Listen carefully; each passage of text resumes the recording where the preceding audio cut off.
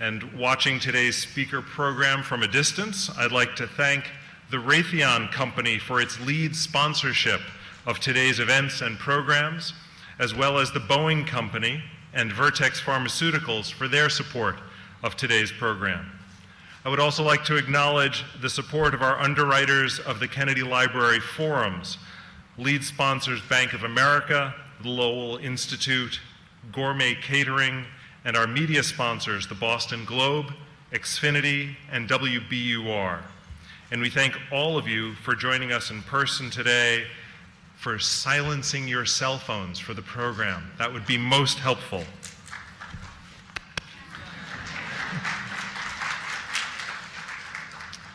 Today's JFK Space Fest at the library honors President Kennedy's contributions to space exploration.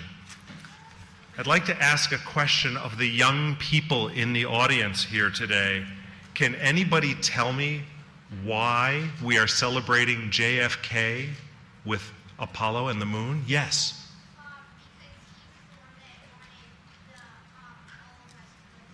Yes, because he wanted all of us to go to the moon. Very good.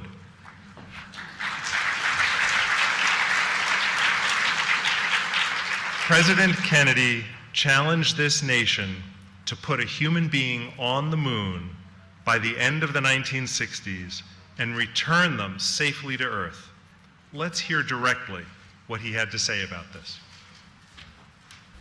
There is no strife, no prejudice, no national conflict in outer space as yet. Its hazards are hostile to us all. Its conquest deserves the best of all mankind, and its opportunity for peaceful cooperation may never come again. But why, some say, the moon? Why choose this as our goal? And they may well ask, why climb the highest mountain? Why, 35 years ago, fly the Atlantic?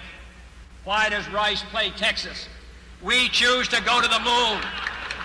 We choose to go to the moon. Hard. Measure the best of our energies and skills, because that challenge is one that we're willing to accept, one we are unwilling to postpone, and one we intend to win.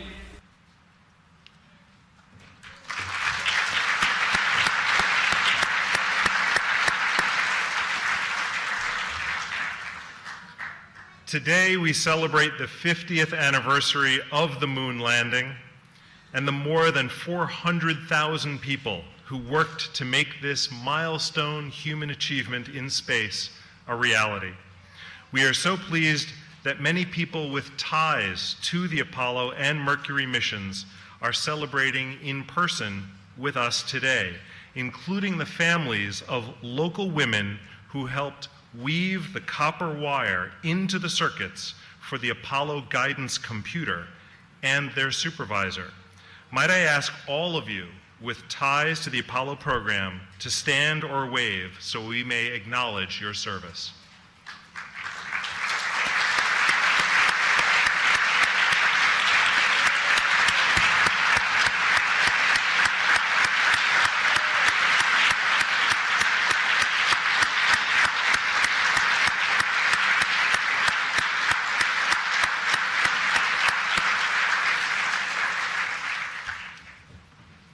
You should talk to them later, they're amazing.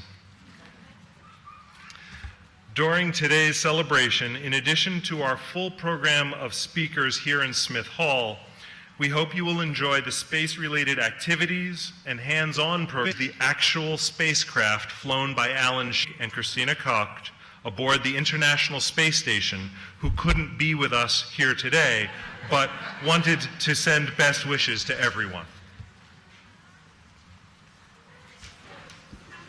Good day. I'm NASA astronaut Nick Hague aboard the International Space Station with my NASA crewmate, Christina Koch. To everyone at the John F. Kennedy Presidential Library and Museum in Boston, we welcome you to our amazing orbital lab. Special commemoration of the 50th anniversary of the Apollo 11 landing of the lunar module Eagle, one of the greatest achievements in human history. We will never forget President Kennedy's words that inspired the nation to accomplish the goal of landing a human on the moon and to expand humanity's reach through the exploration of space. As we honor President Kennedy's contribution to the U.S. space program and the historic significance of Apollo 11,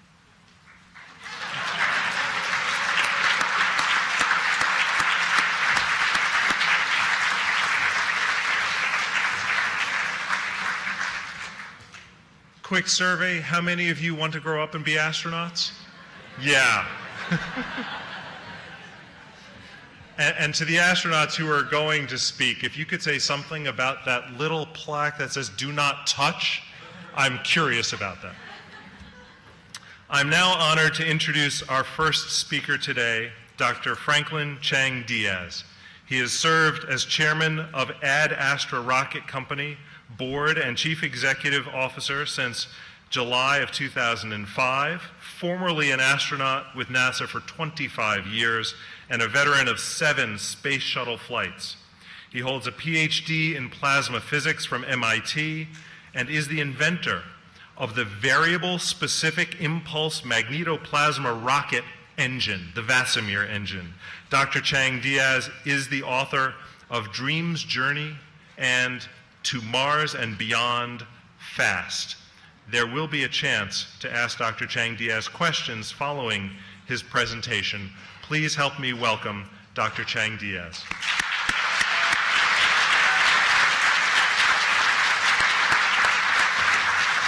Thank you very much.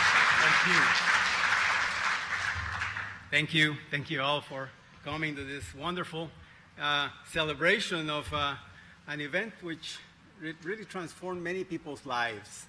And I wanted to point out to you that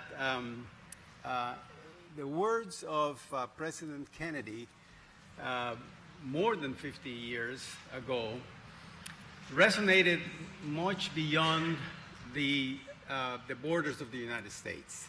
This was not just a U.S. endeavor, but it was a world endeavor. And I was a young boy at the time, wanting to be an astronaut, and I wanted to join this in the United States.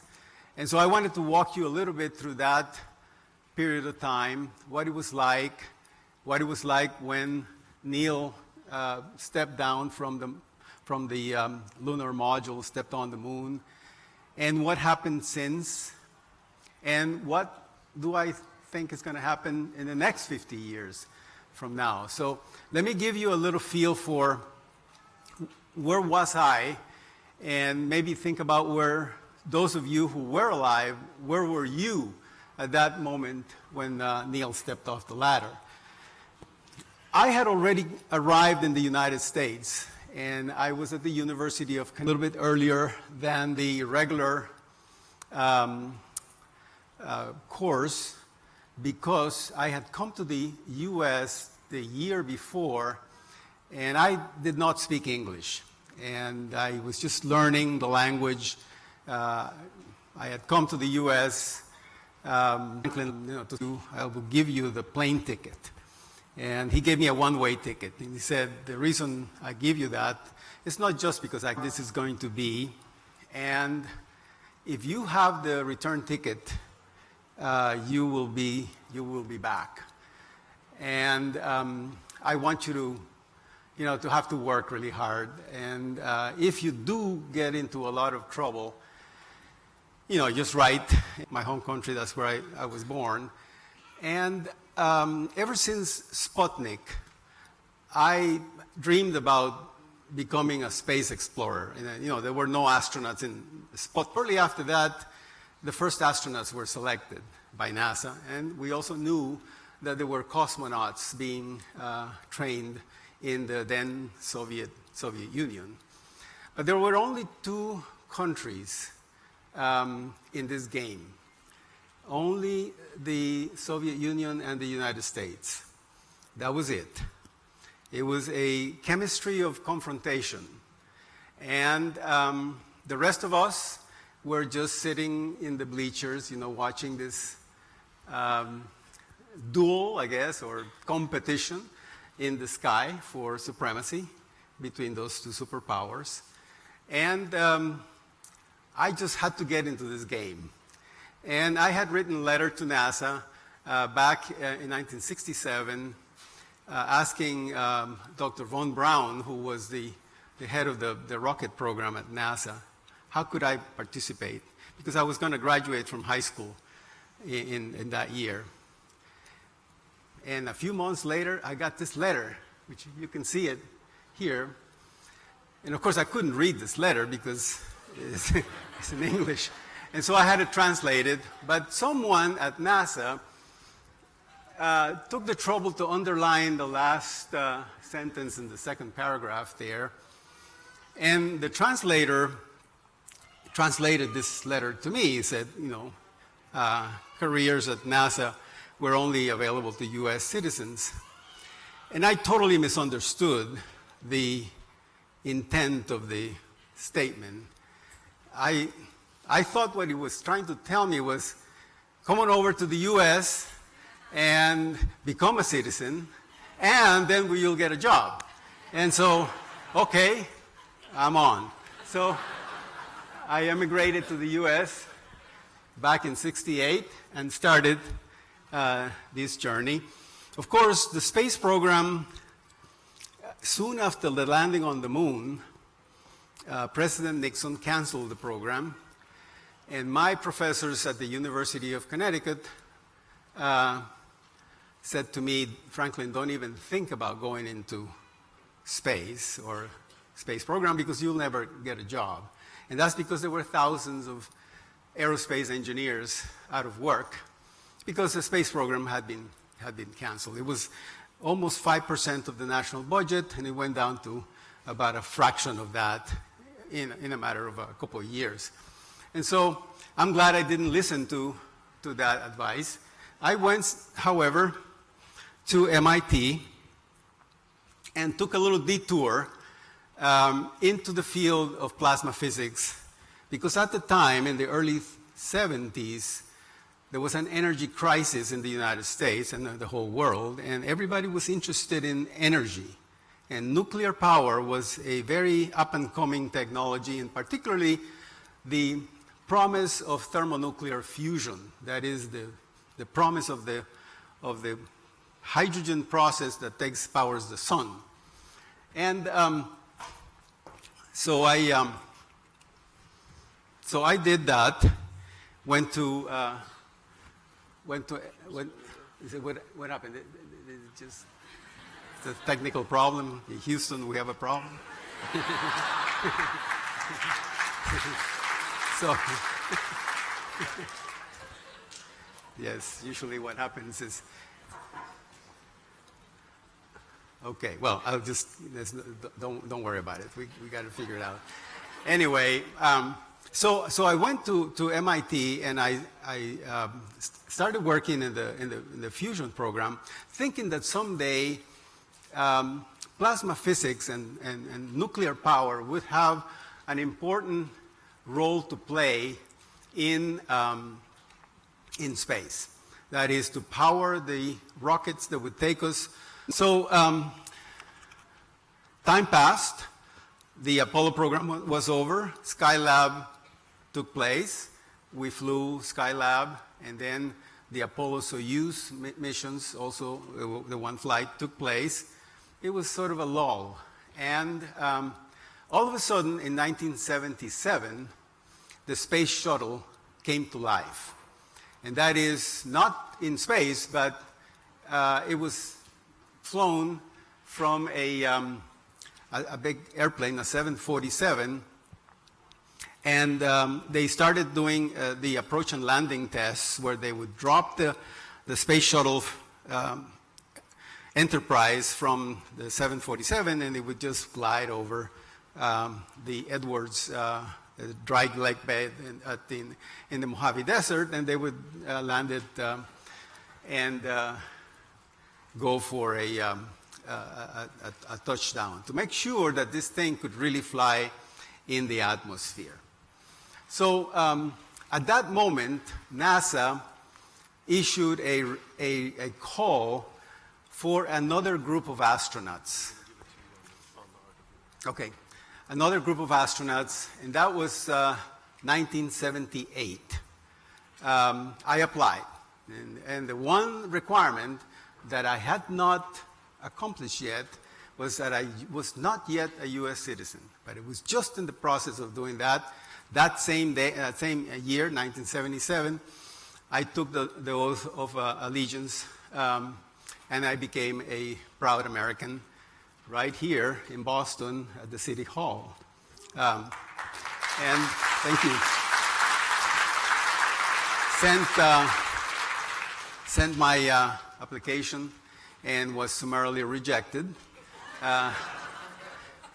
So all that means to me is that you just have to try again. And so I sort of took my time. I was working at Draper Labs, and I was working on fusion power.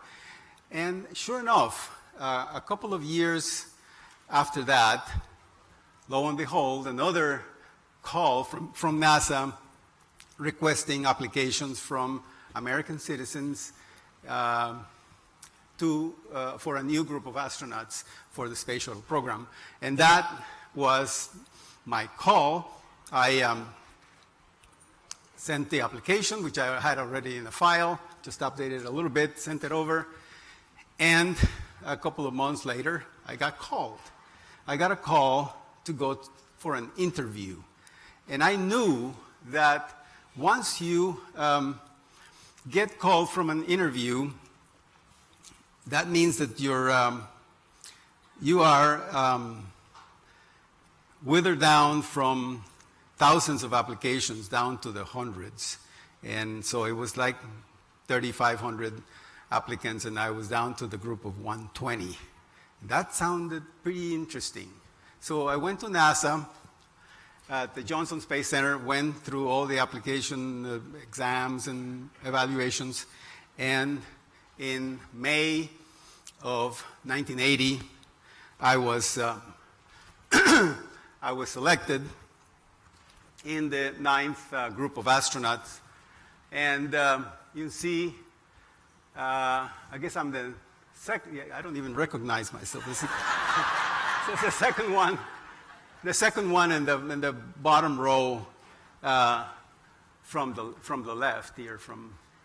I'm right next to Charlie Bolden, who eventually also, he and I both got interviewed at the same time, and he became he was the administrator for several years, and Dan Burbank, who's going to speak next, is not in that group, but is coming later. So he's got a similar story. So anyway, fast forward, we, did a lot of stuff.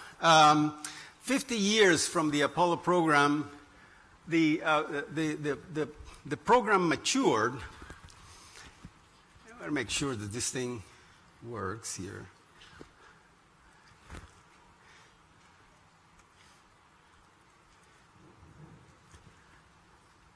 Yeah.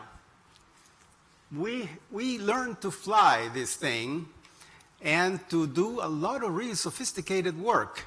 Assembly of the International Space Station was a remarkable achievement. They've never been fitted together on Earth. The first time they saw each other or one another was in space. And it all came together surprisingly fault-free. It was an incredible thing. And so we have become essentially a spacefaring species. And I just want to make sure this thing. So you can see here the space shuttle in relation to the International Space Station. The space shuttle is a big spacecraft, and the space station is even bigger. We're talking about something on the scale of a football field in size, and about 400 metric tons of hardware orbiting the Earth at 7.5 or 8 kilometers a second, going around every 90 minutes, with human beings living there. We have been living in space non-stop since the beginning of the century, since 1999. And so we are now poised for going beyond. This is also what has happened in the Earth. We used to have only a handful of satellites orbiting the Earth way back. Now we got about 500,000 of these things, and most of these things are dead. And there are more coming up.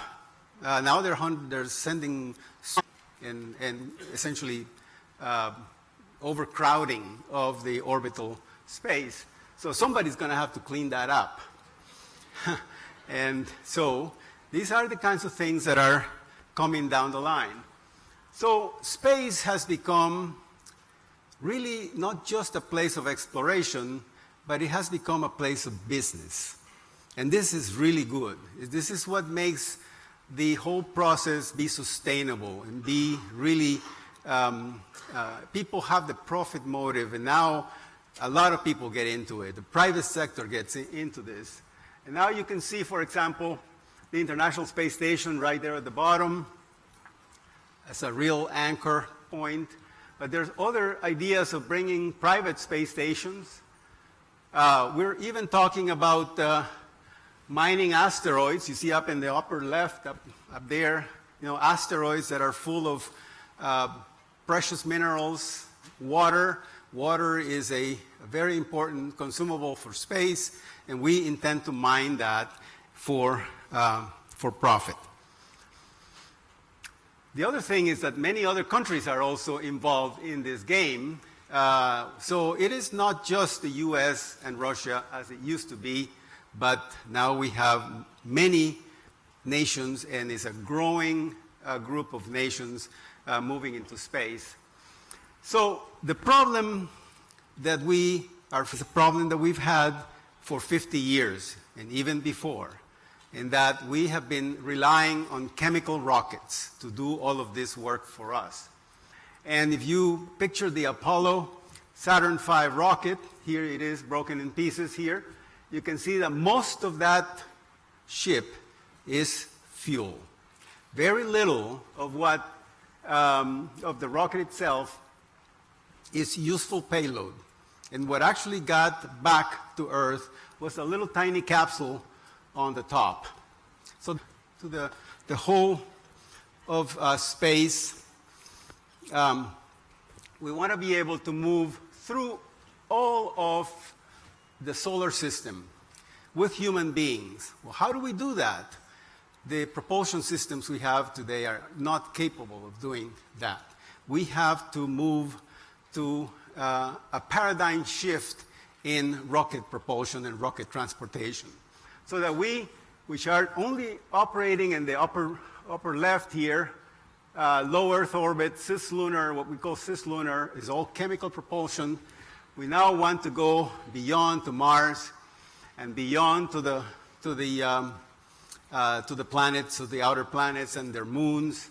And then eventually someday we will embark on an interstellar flight that requires completely different technology. So we are, in our company, and this is a project that I started at NASA, working on this sort of technology, and that's called the Vasimer. This is the engine that's in testing now in Houston. It is not a chemical rocket. It is an electric rocket. So we are moving to electric transportation in space as well as on Earth. A lot of people on Earth is moving to electricity. We're moving to electrical transportation also in space. And this is a rocket engine which, unlike the traditional electric rockets that we've had for many years, can process that, or you use nuclear power. Both of these are available. Clearly, near the Earth and the Moon, solar power is plentiful. But if you are going to go to Mars, or you're going to go to Jupiter or beyond, the sun is just going to be a bright star, not going to give you very much solar energy. You are going to be needing nuclear reactors. And that technology needs to be addressed. This is something that is that cannot be delayed any further. We should have started that 50 years ago, and we didn't. A lot of it is controversial because people worry about nuclear power, but without it, we will not survive in space. So it is a fundamental question that people are going to have to wrestle with. This is the Vasimer engine in schematic. You can see it's no longer a chemical mixture of chemical reactions there, but now we're talking about plasma.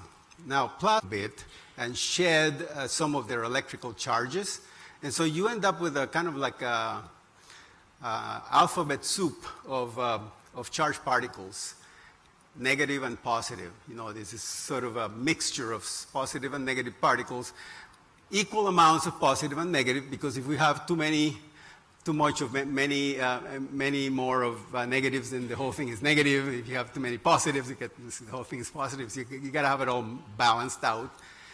So plasmas as a whole are neutral, but they are electrically conducting gases.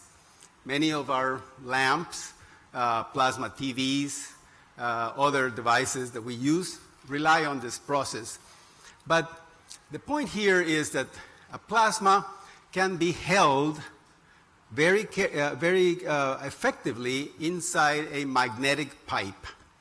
And a magnetic pipe has the advantage that it does not melt. So you don't have a limit to how hot you can make that plasma. And we make that plasma as hot as the sun. The plasma we are firing in our engine now is 5 million degrees. There's no material on the Earth or anywhere that we know that can sustain those temperatures. But we are able to control these kinds of temperatures in the laboratory now. So these rockets now have 10 times the performance of the best chemical rocket that we could ever build. And these are the rockets that will take us to Mars and beyond. This is an actual video of the Vasimer engine firing in Houston. Almost looks like a photograph, but it really isn't. It's a video. The engine is running here. You can see the plasma jet coming out of a magnetic enclosed thing that touches the plasma. So sensors that you see passing back and forth, they're measuring the temperature, the speed, the performance of the jet, and they don't last very long. And so we're moving now to the deployment. You know, Mars is not really a very good business now. There's nobody there, you know. You're not going to sell very many rockets to go to Mars. But there is a big market now in the vicinity of Earth and the Moon. And that is all of those satellites and all of that trash that I showed you is essentially the trucking business, the logistics business, you know, garbage collection, you name it. But you need a truck, and you need an engine on the truck to do that. So you can see here all of these potential areas of work. Eventually, as we mature and as we go back to the Moon, where we can test much more powerful engines of this type in the vacuum of the Moon, then we will develop there the engines that will take us to Mars. And that is what we'll do. This is a little bit of a history that you see here, what has happened over the years. So you can see that we have been developing this propulsion system for almost as long as the Apollo landing on the Moon, for almost like 40 years, and we've been working on this. And it will be 50 years maybe before it's fully commercialized from the beginning. So now we're in this particular point. This is the first, same as it would be, as it is in the laboratory. And then we intend to deploy trucks like this one here that you see.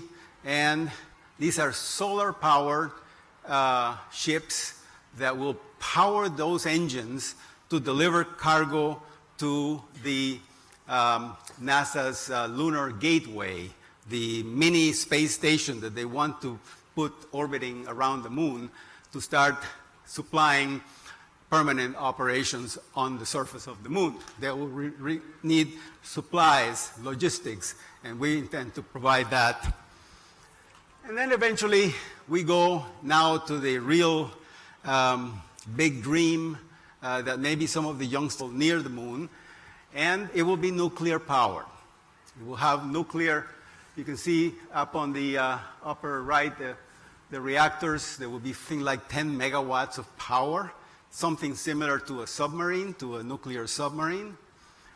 The ship has got some interesting features that I wanted to point out to you, especially those tanks that you see in the central core.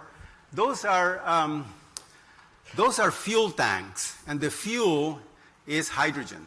It will be carried as shield against the radiation of space, which is one of the problems that astronauts will face in a journey to Mars and beyond, is the radiation bombardment from cosmic rays. So these hydrogen tanks are going to be wrapped around the core of the ship so that people will be living in the inner core, in the inside. That would be the living quarters. But inside those hydrogen tanks, you can see here a little blowout of that structure. Those slinky-looking things, they look like wraps of slinky-like structures around the core. Those are superconducting magnets. And these are very powerful superconducting magnets that will provide a magnetic shield in addition to the hydrogen shield. So you'll have two shields to totally protect the crew against the radiation of space. And that is the way we would go to Mars, and we will arrive there healthy and be able to work. These are some mission parameters for you to ponder on. We even have a departure date in case you want to make reservations. So it would be 20th of May and 2035. I don't know if I'll be able to see it, but maybe I will, and maybe I'll be even on it. Who knows? One way. The parameters: power 40 megawatts is about, and this is a sketch of the mission. And you can see from the various points 1, 2, 3, 4, 5, 6, 7. They're described here. They're a little bit. There's a little jargon here, but I'll give you a feel for number one. The first thing we do is we depart from the moon sphere of influence, which is in the Earth gravitational sphere of influence. So we spiral around until we peel off from the gravity of the Earth. That means we leave from the Earth sphere of influence to transit to the Mars sphere of influence in item number 2. That takes 95 days, or 89 days. So the total so far from 1 to 2 to 3 is 95 days. When you get to the moon, you're coming in really fast because this is a very fast ship. You got to slow down, otherwise you miss Mars, and you don't want to do that. So you come in and you separate. The lander will deploy big aerobraking bags, which will slow you down, land, but the mothership will continue on. They are pretty much finished with their surface stay, take off from Mars, dock with the mothership, and then on items 6 and 7, the ship then spirals out of Mars' sphere of influence and slings out to the Earth for another 90-day or 90-plus day journey. So this is the mission to Mars that we'd like to do. It's not the mission to Mars that is in the books right now, but this is the mission that we'd like to do, and we hope to convince NASA and maybe whoever wants to do this, that this is the way to go. So this is the last image that I have for you, and it's a photograph taken by the Mars Curiosity rover from Mars, obviously, on a evening, clear evening sky. And look at that little point of light, and Father came from there. So I'll stop right there. Thank you very much.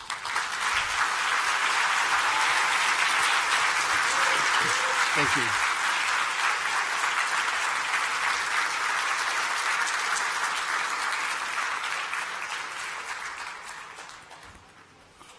So I don't know if are we supposed to open for questions, or is it a little too late? Yeah.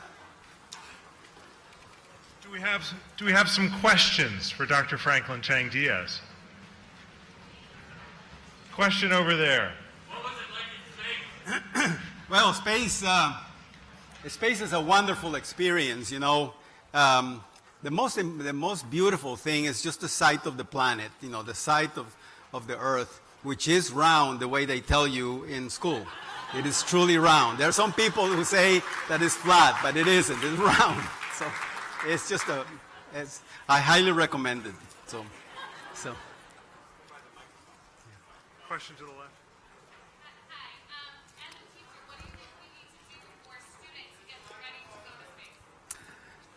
left. Students to get ready to go to space. If you would like to ask a question, we've got some microphones here. So we're going to answer this one for the teacher, and then others can gather at the microphones in the aisles. Yeah. Right. Students to get ready to go to space is study really hard. You know, Mike Anderson, who died on the Columbia, he used to tell the students, you know, you're already training to be, and you cannot be too worried about failure. I had a professor who used to tell me, Franklin, you know, if your experiment works perfectly, you've learned nothing. And he's right. To succeed, you have to fail. You have to learn to fail. And failure is part of the game. And just because, you know, this thing that they say about NASA, the failure is not an option, that was just a very specific case. But NASA is all about failure, excuse me, okay? So really, be ready to fail. Be okay with that. So, yeah.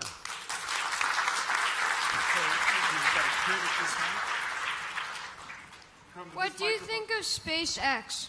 What do you think of SpaceX? Space envelope has really made people think about what's possible. There's some things that are a little bit, you know, maybe too much, but that's okay, because you got to push the envelope. You gotta get out of your comfort zone.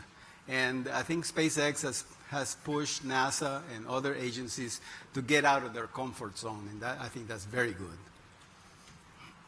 Thank you. This was really interesting. I have two questions. One is, if you could visit any moon or planet in our solar system, where would you go and why?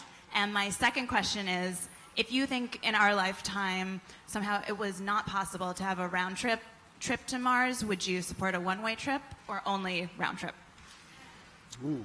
No, the one-way trip is not a good thing, because, you know, on Mars, you know, you can't really breathe the air, and it's not very, you know, it's not so good. You know, it really not so good. I mean, it's not really fair to your loved ones, your families, and all the people that you leave behind. So, and I think there's no need for us to create a condition where you just have to go on one way.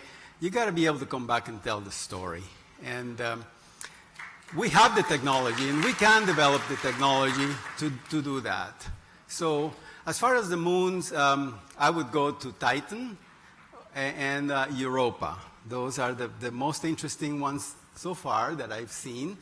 And, you know, on Titan, the atmosphere, you cannot breathe the atmosphere either, but the pressure is about right. So you don't need a pressure suit. You need a sweater, and you need to maybe put on a helmet. But and then Europa is probably hiding an ocean under the ice crust, and there may be life there. So, I mean, it's really exciting, the stuff that's about to happen. and all these young people will see it. That's great. On your planned mission to Mars, how many people do you want to bring, and what kind of experiments do you want to do on the surface? How many people? How many people do you want to take up to Mars, and what experiments do you want to do? Yeah. Well, I'd say a crew of about maybe 4 or maybe 6, something on that scale. Probably not 12 or 20, and probably not 2. So experiments will probably be of many different types. A lot of physiological experiments, and also a lot of experiments to learn to live off the land. This is one of the most important things we have to do when we get to another planet, is to learn to use the resources there to be able to sustain ourselves. There's plenty of energy. We got plenty of power and energy to do things, but you gotta live off the land. You can't just bring everything in stored cans and frozen. So when you listen to the infrastructure by the Planetary Society, the Mars Society, billionaires like Musk and Bezos, they're looking at the typical 8-month out, stay for 50, 8-month back, which is costly and dangerous. Yeah. You seem to have a program that's going to work. Why haven't they embraced it? Is it political? Is it money? Is it time? What? I think there is a rush, a desire to go. I think people are a little frustrated because, after all, it has taken us 50 years, and we could maybe have developed these technologies in the half a century that we've had. And so people are a little frustrated that we haven't really, pushed forward to go to Mars. And so they want to go no matter what. And okay, well, that's okay. But I think that mission would be very fragile. It would be very likely that we lose the crew. If we lose a crew en route to Mars, it would be a horrible thing because we'll watch it for months. It really has all the chances to survive. Give the astronauts a fighting chance. That's what I think. Okay. Hi, my friend and I are engineers, so we have some technical questions about your spaceship, which looks really cool. Number one, why is do the superconducting magnets you have not interfere with any electronics? How does that work? And two, you talked about how hot your plasma gets. Why does that matter? Why does it matter that it's hot? That's a great question. Okay, the superconducting magnets are very powerful.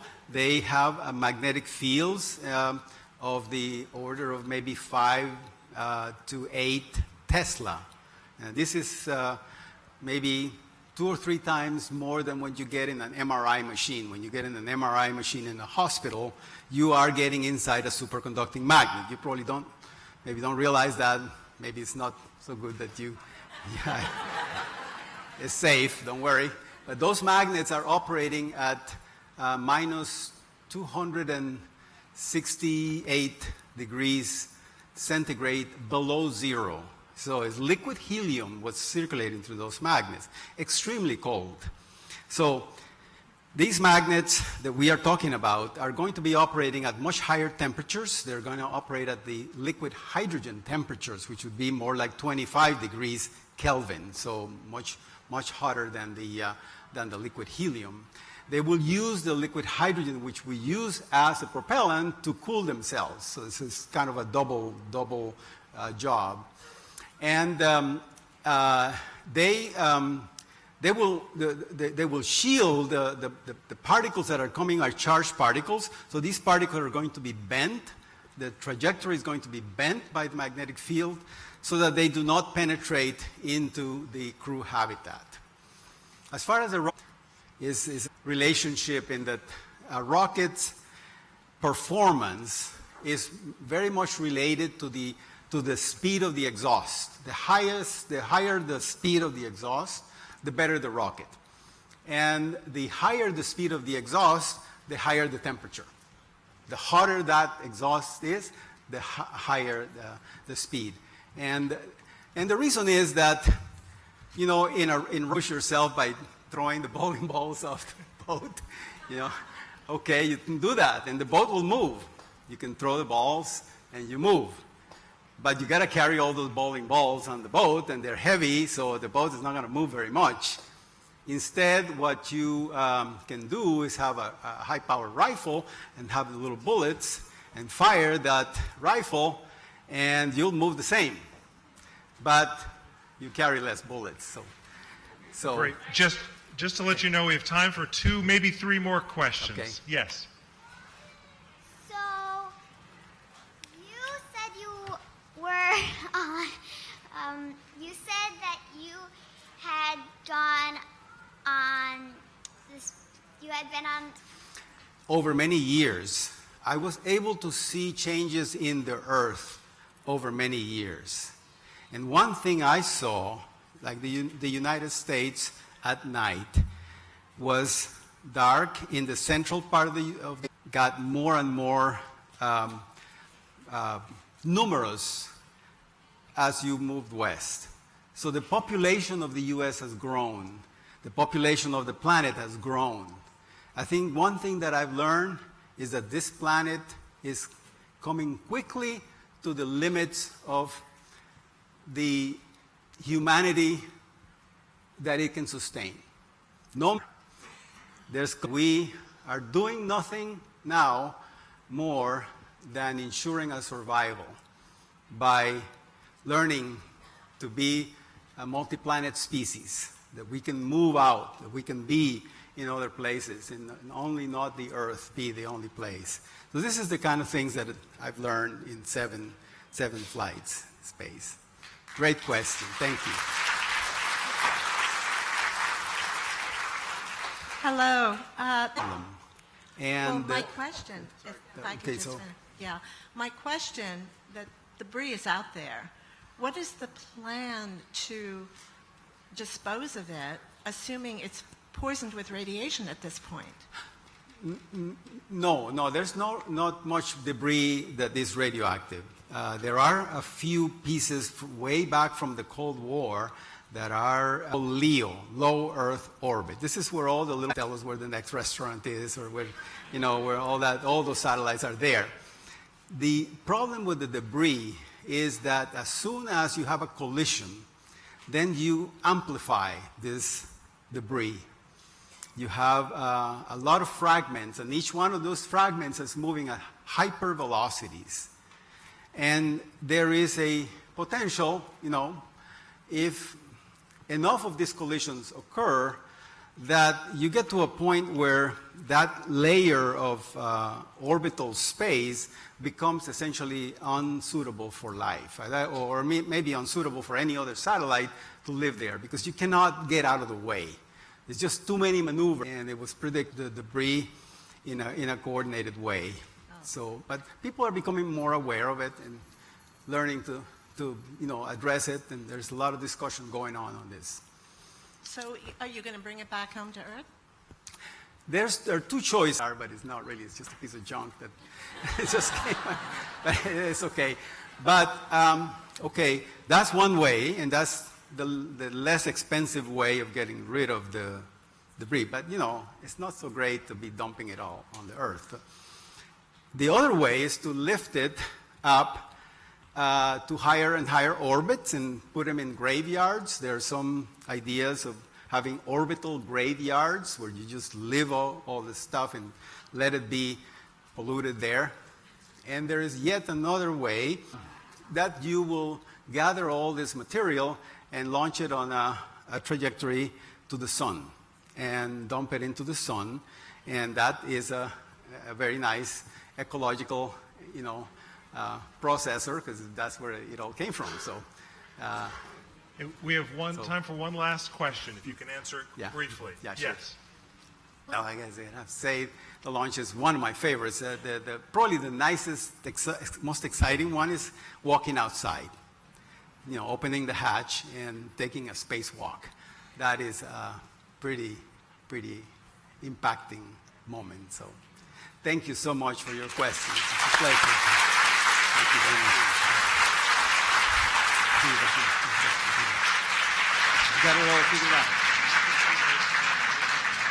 Thank you, Franklin. That was really fascinating and terrific. I am now delighted to introduce Daniel Burbank, who served as a NASA astronaut from 1996 to 2018. During his career, Burbank logged a total of 188 days in space and 7 hours and 11 minutes of spacewalk time, including preparation of the International Space Station for the first permanent crew and 163 days aboard the International Space Station.